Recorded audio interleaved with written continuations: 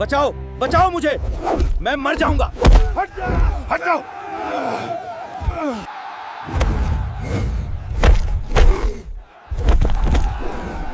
अगर तूने इसे काबू कर लिया तो मैं तुझे 10 करोड़ दूंगा। सुबह से ही गांव में अजीब सी हलचल थी। आम दिनों में जो चौपाल खाली पड़ी रहती थी, आज वहां पैर रखने की जगह नहीं थी। ढोल बज रहे थे, लाउडस्पीकर पर आवाज गूंज रही थी और दूर दूर से लोग जमा हो रहे थे। वजह साफ थी, गांव के सबसे अमीर आदमी का बैल। वही बैल जिसे आज तक कोई काबू में नहीं कर पाया था। बैल कोई साधारण जानवर नहीं था। काला, ऊंचा, भारी शरीर वाला। उसकी गर्दन इतनी मोटी कि रस्सी भी छोटी लगती थी। आंखों में अजीब सी आग थी। कहते थे उसने 2 लोगों को घायल कर दिया था। मालिक का ऐलान था, जो भी इस बैल को काबू करेगा उसे बड़ा इनाम मिलेगा। रकम सुनकर लोगों की आंखें चमक उठी थीं। भीड़ के एक कोने में एक लड़का खड़ा था। उम्र करीब 15 साल। नाम था राघव। कंधे पर बोरी लटकी थी, हाथ में लोहे की टोंटी। सुबह से कूड़ा बीन रहा था। जहां शोर दिखा वहीं रुक गया। उसकी नजर बैल पर नहीं, उस बैनर पर थी जिस पर इनाम की बात लिखी थी। राघव के दिमाग में वही एक चेहरा घूम रहा था। उसकी मां, कमजोर, पीली पड़ी, खांसती हुई। पिछले कई महीनों से बीमार थी। दवा अधूरी, इलाज अधूरा। डॉक्टर ने साफ कहा था, अगर सही इलाज नहीं हुआ तो हालत बिगड़ सकती है। राघव जानता था, कूड़ा बीनकर वह दवाइयों का खर्च भी पूरा नहीं कर पा रहा। कई रातें ऐसी गईं जब मां ने अपनी दवा उसे खाना खिलाने के लिए छोड़ दी। मैदान में पहलवान उतर रहे थे, एक एक करके। कोई ताकत लगाता, कोई रस्सी डालने की कोशिश करता। हर बार वही नतीजा। बैल उछाल देता, जमीन पर पटक देता। भीड़ पहले हंसती, फिर डर जाती। राघव सब देख रहा था, बहुत ध्यान से। बैल की चाल, उसके रुकने का तरीका, उसकी सांसें। उसके पिता की बातें उसे याद आ रही थीं। पिता अब इस दुनिया में नहीं थे, लेकिन गांव में जानवरों को संभालने के लिए जाने जाते थे। वो कहते थे, जानवर को हराने की जरूरत नहीं होती, उसे समझना पड़ता है। राघव की मुट्ठी अपने आप भींच गई। उसने कदम आगे बढ़ाया।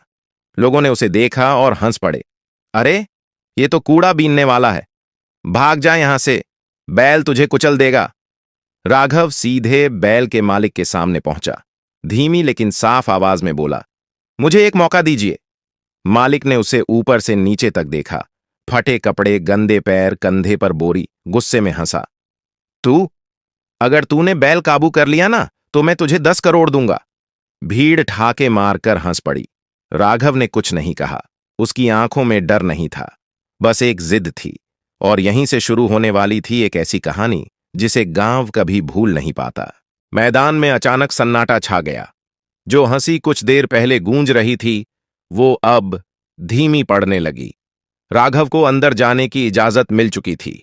लोग अब भी यकीन नहीं कर पा रहे थे कि एक 15 साल का कूड़ा बीनने वाला उस बैल के सामने खड़ा होने जा रहा है जिसने बड़े बड़े पहलवानों को धूल चटा दी थी। राघव ने अपनी बोरी एक तरफ रखी। नंगे पैर मिट्टी पर पड़े। उसने गहरी सांस ली। भीड़ से आवाजें आने लगीं। मर जाएगा ये, इसे किसी ने रोका क्यों नहीं? मालिक पागल हो गया है। लेकिन राघव का ध्यान कहीं और था। उसके कानों में शोर नहीं, मां की खांसी गूंज रही थी। वो रात जब मां दर्द से करवट बदलती रही थी, वो सुबह जब मां ने कहा था, आज दवा मत लेना, पैसे बचा लें। बैल ने अचानक जोर से पैर पटका। धूल उड़ी, उसकी नथुनों से भाप निकलने लगी। वो रस्सी से बंधा था, लेकिन बेचैनी साफ दिख रही थी। राघव रुका। उसने सीधा बैल की आंखों में नहीं देखा। पिता की सीख याद थी, सीधी नजर चुनौती होती है। उसने धीरे धीरे कदम बढ़ाए, न दौड़ा न झपटा, बस चलता गया। बैल ने अचानक झटका मारा, रस्सी खींच गई। भीड़ से चीख निकली, लेकिन राघव वहीं रहा। उसके घुटने हल्के से कांपे, मगर कदम नहीं रुके। पहला हमला हुआ। बैल ने सिर झुकाया और सीधा उसकी तरफ बढ़ा। सबको लगा अब खेल खत्म। राघव एक झटके में साइड में लुढ़क गया। मिट्टी उसके चेहरे पर लग गई, हाथ छिल गया। लोग चिल्लाए, अब उठेगा नहीं। लेकिन राघव उठा, धीरे, चुपचाप। अब बैल रुक गया था। उसने पहली बार किसी को यूं देखा था जो गिरकर भी पीछे नहीं हटा। राघव ने दूरी कम की। उसने ताकत नहीं लगाई, बस बैल की चाल के साथ खुद को ढालता गया। एक बार फिर बैल उछला। इस बार राघव उसके बहुत पास था। उसने सींग नहीं पकड़े, सीधे शरीर से चिपक गया। सांसें तेज हो गईं। उसकी पकड़ कमजोर नहीं थी, लेकिन सख्त भी नहीं। जैसे वो बैल से लड़ नहीं रहा था, बस उसे थाम रहा था। मिनट बीतने लगे। बैल की ताकत घटने लगी। उसकी चाल भारी हो गई। राघव को वहीं पल चाहिए था। उसने हल्का सा दबाव बदला, अपनी पकड़ को सही जगह लगाया। ना जोर, ना हिंसा। अचानक बैल के घुटने मुड़े। वो बैठ गया। पूरा मैदान सुन्न। फिर किसी ने चीख मारी, बैठ गया, बैल बैठ गया। राघव वहीं खड़ा था, हांफता हुआ, मिट्टी में सना हुआ। लेकिन अब कोई उसे कूड़ा बीनने वाला नहीं देख रहा था। अब सब एक ही बात समझ चुके थे, ये लड़का मामूली नहीं है। और अभी असली लड़ाई बाकी थी। कुछ पल तक मैदान में कोई आवाज नहीं आई, जैसे सबकी सांसें एक साथ थम गई हों। फिर अचानक शोर फूट पड़ा। तालियां, चीखें, सीटियां।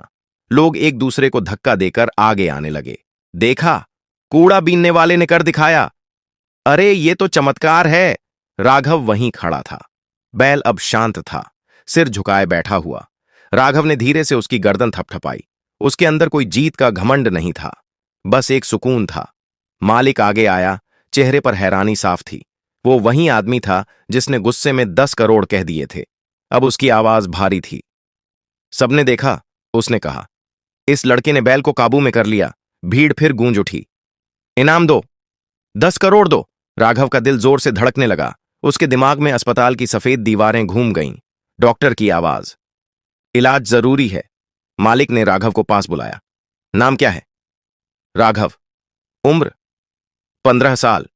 ये सुनते ही कुछ लोग आपस में देखने लगे। मालिक का चेहरा बदला। उसने गला साफ किया। देखो, वह बोला, तूने कमाल किया है, इसमें कोई शक नहीं, लेकिन बात इतनी सीधी नहीं है। राघव की धड़कन तेज हो गई। क्यों? उसने पूछा। तू नाबालिग है, इतनी बड़ी रकम सीधे देना? वो रुक गया। भीड़ में फुसफुसाहट फैल गई। कुछ बोले, ये क्या बात हुई? जीत तो उसी की है।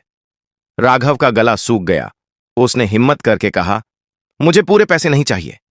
सब चौंक गए। बस इतना दीजिए। उसकी आवाज कांप गई, कि मेरी मां का इलाज हो जाए। मैदान फिर शांत हो गया। अब कोई हंसी नहीं थी, कोई मजाक नहीं। मालिक ने राघव को देखा। पहली बार उसे सच में देखा। तेरी मां? बहुत बीमार है, राघव बोला। मैं कूड़ा बीनता हूं, इतने पैसे नहीं हैं। कुछ देर तक कोई कुछ नहीं बोला। फिर मालिक ने कहा, हमें सोचने का वक्त दो। राघव का दिल बैठ गया। उसे लगा शायद सब यहीं खत्म हो जाएगा। वो चुपचाप वहां से निकल गया, सीधे अपनी झुग्गी की तरफ। अंदर मां लेटी थी, सांस भारी, आंखें बंद। राघव उसके पास बैठ गया। मां का हाथ पकड़ा। मैं जीत गया मां, उसने धीरे से कहा। मां की आंखें खुलीं, कमजोर सी मुस्कान आई। मुझे पता था, उसने कहा, तेरे पापा तुझ में हैं। राघव की आंखों से आंसू गिर पड़े। उसने कुछ नहीं कहा, बस मां का हाथ थामे रहा। उसे नहीं पता था कि कल क्या होगा, पैसे मिलेंगे या नहीं, इलाज होगा या नहीं। लेकिन एक बात साफ थी, वो पीछे नहीं हटेगा, क्योंकि उसने सिर्फ बैल को नहीं, अपनी किस्मत को भी पकड़ लिया था। अगली सुबह राघव की आंख बहुत जल्दी खुल गई। रात ठीक से सोया नहीं था। बार बार वही सवाल दिमाग में घूमता रहा। अगर पैसे नहीं मिले तो? मां अभी भी सो रही थी। उसकी सांसें भारी थीं, लेकिन रात से थोड़ी बेहतर लग रही थीं। राघव चुपचाप बाहर निकल आया। आज फिर मैदान बुलाया गया था। जब वो वहां पहुंचा, माहौल बदला हुआ था। कल की भीड़ नहीं थी। आज लोग कम थे, लेकिन चेहरे गंभीर थे। कोई हंस नहीं रहा था। मालिक कुर्सी पर बैठा था। पास में 2-3 लोग कागज देख रहे थे। राघव को देखते ही उसने इशारे से बुलाया। हमने बात कर ली है, मालिक ने सीधे कहा। राघव की सांस अटक गई। उसके हाथ अपने आप भींच गए। तेरी जीत पर कोई सवाल नहीं है, मालिक बोला। तूने बैल काबू किया, और वो भी बिना नुकसान पहुंचाए। राघव ने सिर झुका लिया। उसके लिए यही काफी था। 10 करोड़ सीधे तेरे हाथ में नहीं दिए जाएंगे, मालिक ने आगे कहा, लेकिन तेरी मां का पूरा इलाज हमारे खर्चे पर होगा। राघव ने बिना एक पल सोचे कहा, मुझे मंजूर है। उस पल उसके लिए पैसे का मतलब बदल चुका था। अब वो सिर्फ एक चीज था, मां की सांस। उसी दिन एक गाड़ी आई। राघव ने पहली बार मां को 4 पहियों वाली गाड़ी में बैठाया। मां डरी हुई थी। उसने राघव का हाथ कसकर पकड़ रखा था। डर मत मां, राघव बोला, अब सब ठीक होगा। अस्पताल पहुंचकर राघव सहम गया। इतनी बड़ी इमारत, सफेद रोशनी, मशीनों की आवाज। मां को अंदर ले जाया गया। राघव बाहर बेंच पर बैठ गया। पहली बार उसे लगा कि असली बैल अब सामने नहीं, अंदर है। घंटे बीतते गए। हर दरवाजा खुलने पर उसका दिल जोर से धड़कता। उसे अपने पिता की बात याद आई। हिम्मत का असली मतलब इंतजार होता है। आखिर डॉक्टर बाहर आए। राघव दौड़कर खड़ा हो गया। ऑपरेशन करना पड़ेगा, डॉक्टर ने कहा। हालत नाजुक है, लेकिन उम्मीद है। राघव ने सिर हिलाया। आंखों से आंसू बह रहे थे, लेकिन आवाज नहीं कांपी। ऑपरेशन शुरू हुआ। राघव फर्श पर बैठ गया, हाथ जोड़ लिए। आज पहली बार उसने भगवान से कुछ मांगा। कई घंटे बाद दरवाजा खुला। डॉक्टर बाहर आए। ऑपरेशन सफल रहा है। राघव वहीं बैठ गया, जैसे सारी ताकत निकल गई हो। उसकी आंखों से आंसू बह रहे थे, लेकिन ये डर के नहीं थे। कुछ देर बाद उसे मां के पास ले जाया गया। मां बेहोश थी, लेकिन चेहरा शांत था। राघव ने उसका हाथ पकड़ा। मैं यहीं हूं मां, उसने धीरे से कहा। उस पल राघव जान गया था, वो सिर्फ बैल नहीं जीत कर आया था, वो जिंदगी जीत लाया था। और अभी कहानी खत्म नहीं हुई थी। अब अगला मोड़ उसका इंतजार कर रहा था। अस्पताल की खिड़की से सुबह की धूप अंदर आ रही थी। राघव कुर्सी पर बैठा मां को देख रहा था। मशीनों की धीमी आवाज अब डरावनी नहीं लग रही थी। हर बीप उसके लिए एक राहत थी। मां की आंखें धीरे धीरे खुलीं। राघव तुरंत उठ खड़ा हुआ। मां! उसकी आवाज कांप गई। मां ने उसे देखा। कमजोर सी मुस्कान आई। मैं यहीं हूं बेटा। राघव की आंखों से आंसू बहने लगे। हां मां, आप ठीक हो जाओगी। डॉक्टरों ने कहा कि इलाज लंबा है, दवाइयां, देखभाल, समय, लेकिन खतरा टल चुका था। कुछ दिन बाद वही मालिक अस्पताल आया। इस बार उसके चेहरे पर घमंड नहीं था, सम्मान था। राघव, उसने कहा, हमने तय किया है कि इलाज के बाद तेरे लिए एक घर भी लिया जाएगा। राघव चुप हो गया। उसे समझ नहीं आया क्या कहे। झुग्गी में रहना अब ठीक नहीं, मालिक बोला। तूने जो किया वो किसी कीमत से बड़ा है। राघव ने पहली बार खुलकर रो दिया। उसने कभी घर का सपना नहीं देखा था, सिर्फ मां को जिंदा देखने का। कुछ हफ्तों बाद मां को छुट्टी मिल गई। वो अपने पैरों पर चल पा रही थी, थोड़ी धीमी लेकिन मजबूत। नया घर छोटा था, लेकिन पक्का। छत से पानी नहीं टपकता था, दीवारें हिलती नहीं थीं। मां ने अंदर कदम रखा और रो पड़ी। ये सपना है क्या? राघव मुस्कुराया। नहीं मां, ये आपकी मेहनत है। राघव ने कूड़ा बीनना छोड़ दिया। अब वो काम सीखने लगा। दिन में मेहनत, रात में मां की सेवा। गांव के लोग बदल गए थे। जो पहले नजरें फेर लेते थे, अब नाम लेकर बुलाते थे। लेकिन राघव वहीं रहा, सादा, शांत। एक शाम वो घर के बाहर बैठा आसमान देख रहा था। उसे पिता की याद आई। देखा पापा, उसने मन ही मन कहा। मैं डर नहीं गया। 10 करोड़ अब सिर्फ एक रकम नहीं थी, वो भरोसा थी, इज्जत थी और एक नई शुरुआत। लेकिन जिंदगी ने अभी आखिरी इम्तिहान बाकी रखा था। नए घर में आए अभी ज्यादा दिन नहीं हुए थे।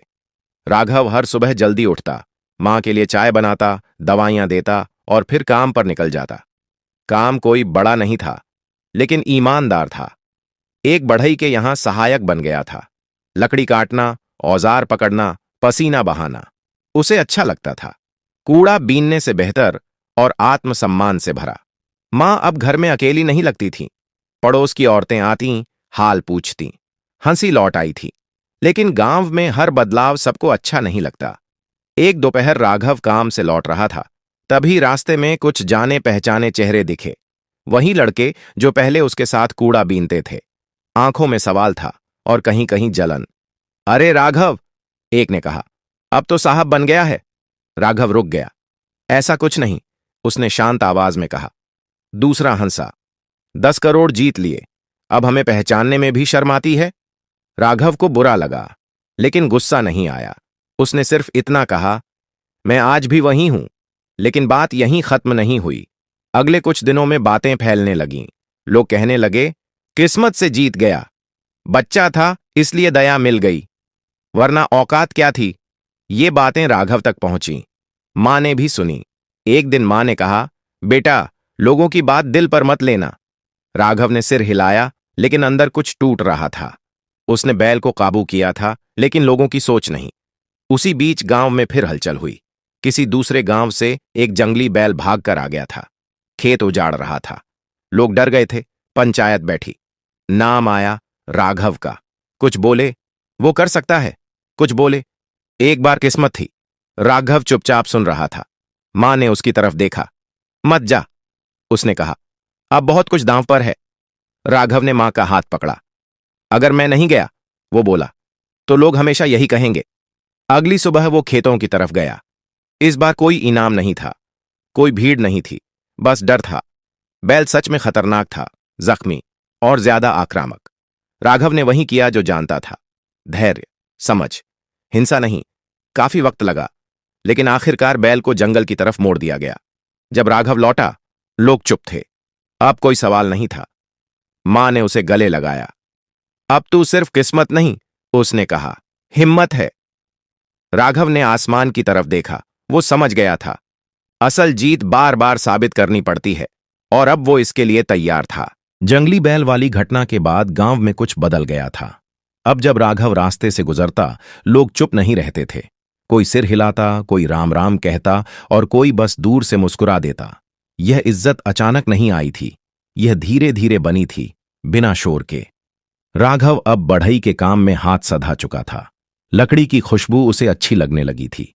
वो दरवाजे बनाता, खिड़कियों के फ्रेम जोड़ता और हर चीज में पूरा मन लगाता। मालिक भी खुश था। इस लड़के के हाथ में सच्चाई है, वो अक्सर कहता। मां की तबीयत अब काफी बेहतर थी। वो सुबह उठकर खुद झाड़ू लगा लेती, चूल्हा जला लेती। राघव जब उसे काम करते देखता तो मन ही मन जीत जाता। एक शाम मां ने कहा, राघव, तूने घर तो ले लिया, अब पढ़ाई का क्या? राघव चुप हो गया। पढ़ाई? उसने कभी इस शब्द को अपने लिए नहीं सोचा था। देर नहीं हुई है, मां ने उसके सिर पर हाथ रखते हुए कहा। तू चाहे तो सीख सकता है। अगले हफ्ते राघव ने गांव के स्कूल में जाकर बात की।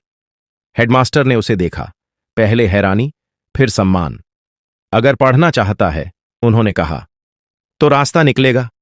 राघव दिन में काम करता, शाम को स्कूल जाता, थका रहता लेकिन खुश रहता। कुछ लोग अब भी ताना मारते, बैल वाला हीरो अब किताब उठाएगा। राघव सुनकर भी अनसुना कर देता। उसने सीख लिया था, हर आवाज का जवाब देना जरूरी नहीं। एक दिन वही अमीर मालिक फिर आया, इस बार बिना शोर के। राघव के घर बैठा, चाय पी। तूने पैसे नहीं बिगाड़े, उसने कहा, इसलिए मैं तुझसे एक बात पूछने आया हूं। राघव ने ध्यान से सुना। मैं चाहता हूं, मालिक बोला, कि तू जानवरों को संभालने का काम सीखे, लेकिन सही तरीके से। ट्रेनिंग, समझ, जिम्मेदारी के साथ। राघव ने मां की तरफ देखा। मां ने हल्का सा सिर हिलाया। अगर इससे किसी को नुकसान ना हो, राघव बोला, तो मैं तैयार हूं। उस रात राघव देर तक जागता रहा, छत को देखता रहा। उसे लगा जैसे जिंदगी पहली बार उससे सवाल नहीं, मौका पूछ रही है। वो समझ गया था, कूड़ा बीनने वाला लड़का अब सिर्फ अपनी कहानी नहीं जी रहा था, वो रास्ता बना रहा था। और अभी एक आखिरी मोड़ बाकी था, वो मोड़ जहां राघव खुद तय करेगा कि उसकी पहचान क्या होगी। समय अब राघव के लिए भागता नहीं था, उसके साथ चलता था। सुबह काम, शाम पढ़ाई और रात मां के साथ। जिंदगी साधारण थी, लेकिन अब उसमें डर नहीं था। मालिक की मदद से राघव ने जानवरों को संभालने की सही ट्रेनिंग शुरू की। कोई तमाशा नहीं, कोई भीड़ नहीं, बस सीख। वो समझने लगा कि हर जानवर का गुस्सा डर से निकलता है और हर इंसान की ताकत धैर्य से। यही बात उसके पिता ने कभी सिखाई थी और अब वही उसकी पहचान बन रही थी। कुछ महीनों में आसपास के गांवों से लोग आने लगे। कहीं बैल बेकाबू हो जाता, कहीं गाय डर के मारे किसी को पास ना आने देती। राघव जाता, शांत रहता, बिना किसी चोट के काम खत्म करता। लोग उसे अब कूड़ा बीनने वाला नहीं कहते थे, वो कहते थे, वो लड़का जो बिना मारे काबू करता है। एक दिन स्कूल में उसका नाम मंच से बुलाया गया। पहली बार वो मंच पर चढ़ा। पैर थोड़े कांप रहे थे, लेकिन जब उसने नीचे देखा, मां पहली पंक्ति में बैठी मुस्कुरा रही थी। उसी पल राघव को लगा, वो 10 करोड़ उसी दिन जीत गया था जब मां की आंखों में डर की जगह भरोसा लौट आया था। शाम को घर लौटते वक्त मां ने कहा, बेटा, अगर उस दिन तू मैदान में न जाता तो। राघव कुछ देर चुप रहा, फिर बोला, तो शायद मैं जिंदा रहता, लेकिन मां, मैं जी नहीं रहा होता। मां की आंखें भर आईं, उसने राघव का सिर अपने सीने से लगा लिया। रात को राघव छत पर लेटा था। आसमान में तारे थे, वही तारे जिन्हें वो कभी झुग्गी की छत से देखा करता था। आज भी तारे वहीं थे, लेकिन नजर बदल चुकी थी। उसने मन ही मन कहा, मैं कूड़ा बीनने वाला था, इसमें शर्म नहीं, लेकिन मैं वहीं रुक गया होता तो वो हार होती। राघव की कहानी कहीं लिखी नहीं गई, कोई मूर्ति नहीं बनी, कोई अखबार की हेडलाइन नहीं, लेकिन जब भी कोई कमजोर बच्चा डर के सामने खड़ा होता है तो उसकी कहानी खुद ब खुद राघव जैसी हो जाती है। और यही थी राघव की असली जीत, 10 करोड़ से बड़ी, हमेशा के लिए। अगर आपको यह कहानी पसंद आई हो तो लाइक जरूर करें, सब्सक्राइब करें, ताकि ऐसी और कहानियां आप तक पहुंचती रहें, और इसे अपने दोस्तों के साथ शेयर करें। कमेंट में अपना नाम और शहर जरूर लिखें। आपका एक कमेंट ही अगली कहानी की ताकत बनता है।